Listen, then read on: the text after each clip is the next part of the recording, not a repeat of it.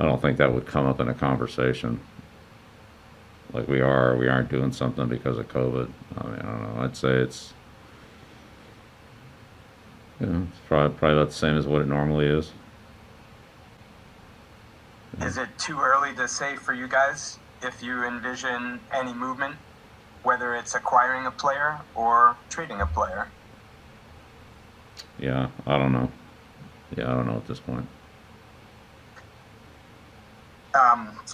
With Carl Davis, that sort of seems very unfortunate to sign him off the practice squad and hardly get to see him based on his injury. With Carl, is this a situation, Bill, where it looks like a long-term thing, or that there's maybe some optimism that you'll get a longer look at him on the practice field here coming up? Yeah, that's a good question. I think you've articulated the situation accurately, and we'll just have to see. I mean, we brought him in so that we could look at him, but that's been very, very brief. So, would we like to be able to do that? Yes. Will we be able to do that? I don't know. And last 2 weeks, we've seen Tayshawn Bauer play after getting elevated from the practice squad. What has he shown you in the opportunity that he's had in game action? Yeah, well, Tayshawn's a hardworking kid and is tough. He showed showed a lot of competitiveness and toughness. There's certainly things for him to work on, like any young player, but he did some positive things, so it's good to be able to get him a little bit of experience. And my last one, Bill. Bill Murray on the practice squad, William and Mary kid. What have you seen from his development in terms of the first day you got him in to now? Obviously, that's probably a pretty big jump there that he's trying to make. Yeah, for sure. Bill worked hard and performed well enough to be on the practice squad. Then he missed a couple weeks, so that didn't help his development. But he's been back now and is tracking back to where he was prior to that missed time. So we'll just keep going. But he's smart. He works hard, and he's definitely gotten better. Next question, Jim McBride, followed by Henry McKenna. Good morning, Coach. Just wanted to kind of get back to the trade deadline and ask you what today is kind of like for you between balancing, preparing for the Jets and maybe frequent conversations with Nick about teams that are calling you.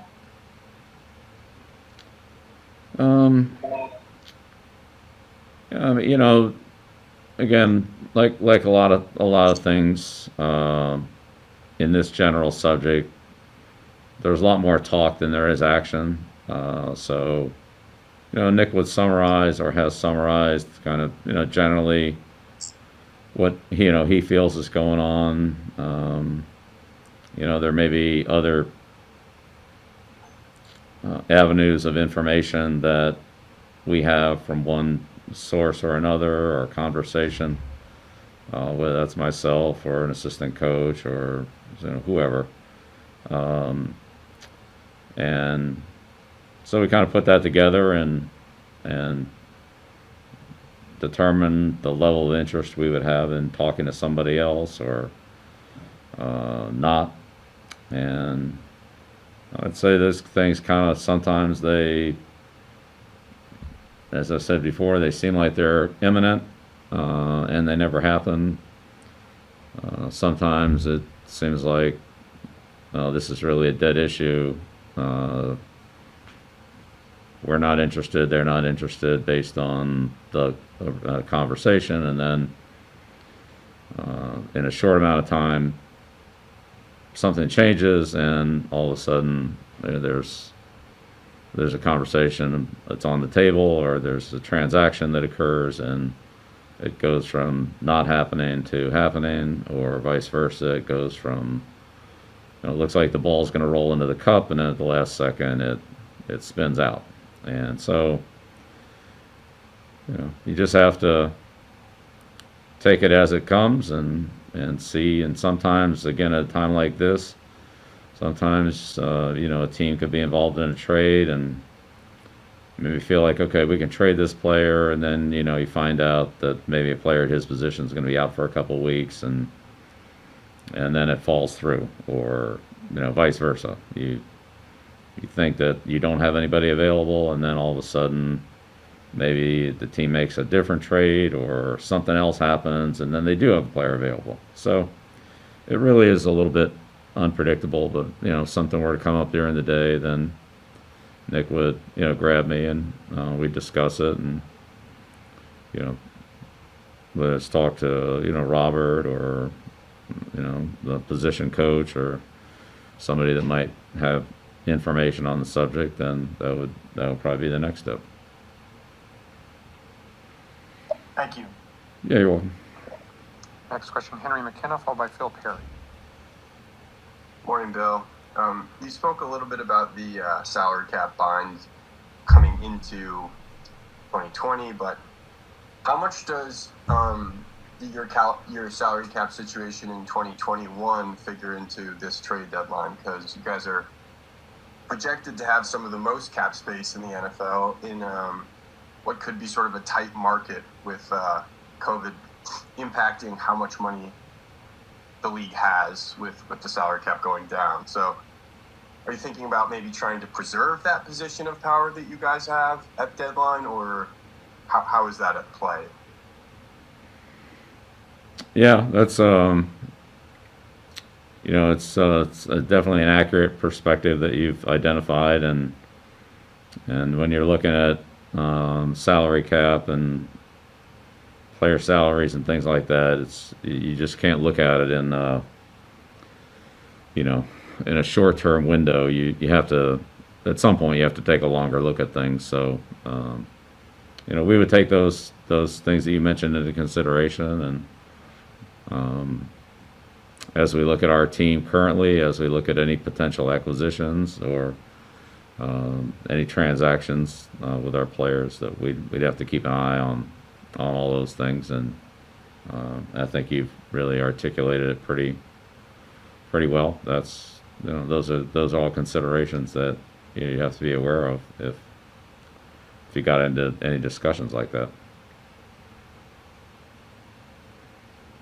So I guess the answer is you still try to do what's best for your team and trying to balance all those out. I don't think anything would preclude a transaction from happening or not happening, but you'd have to be aware of all those things, and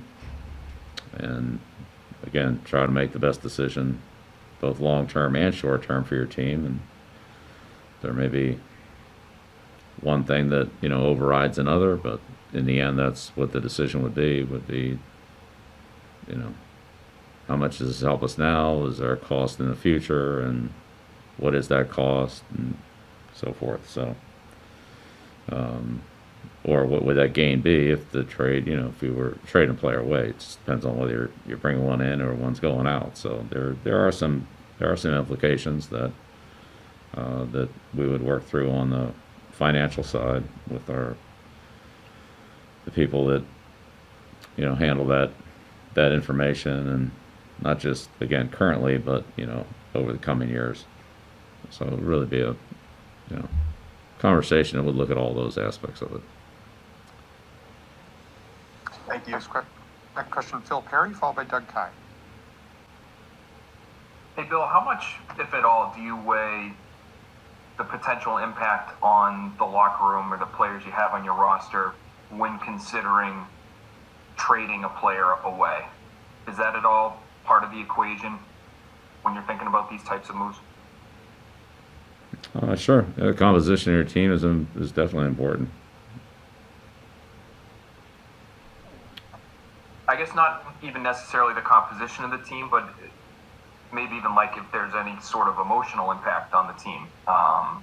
You obviously traded players away in the past, but I'm just curious, I guess, if that is a factor at all for you.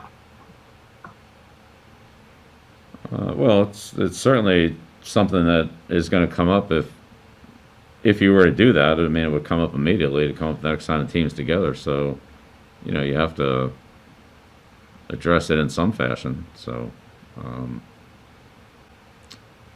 does it have an impact? I mean, it would have some, certainly in the management of the team, would it ultimately affect the decision to trade or not trade or acquire or not acquire. I mean, I don't know. I guess it could if it was big enough.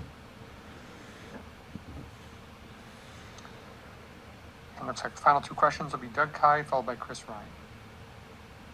Hi, Bill. How much progress have you seen from Jake Dilagala since he's been on the practice squad? Well, a lot in terms of learning a new system and getting acclimated to kind of the way we do things and the way we call plays and so forth. So yeah, that's all been good. He's had some opportunities to participate in certain aspects of practice and so those are good evaluation tools too. But it's not really the same as being able to run our offense, and there are limited opportunities for that. So, but yeah, Jake's smart. He works hard, and he spends a lot of extra time here, and very willing to do whatever we need him to do to help our team in a practice field or walk through or any other situation he's involved in. So, I'm glad we have him. He's done a good job for us. Last question will be Chris Ryan. Morning, Bill. Wanted to ask you about J.C. Jackson and just your evaluation of how he has evolved and where he is at right now.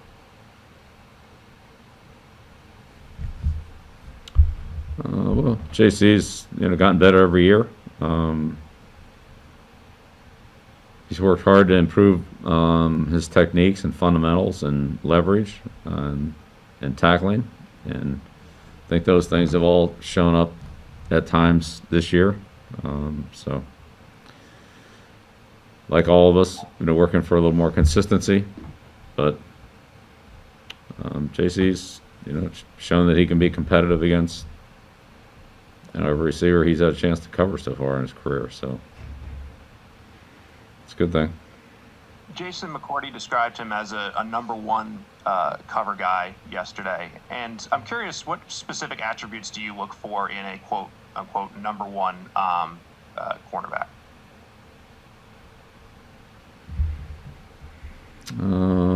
Yeah, that's a hard question to answer. It's the total of what it's the summation of the player, all the things that are important to that position are evaluated. Not every player is, even the good ones or the great ones, not every player is elite in every single thing. Some things they do maybe better than others, and so you just have to, depending on what you're doing, what type of scheme you're running, how you're if you're in man coverage a lot, how you're matching up the man coverages, or what you need them to do. Then you evaluate them based on that. But it's hard to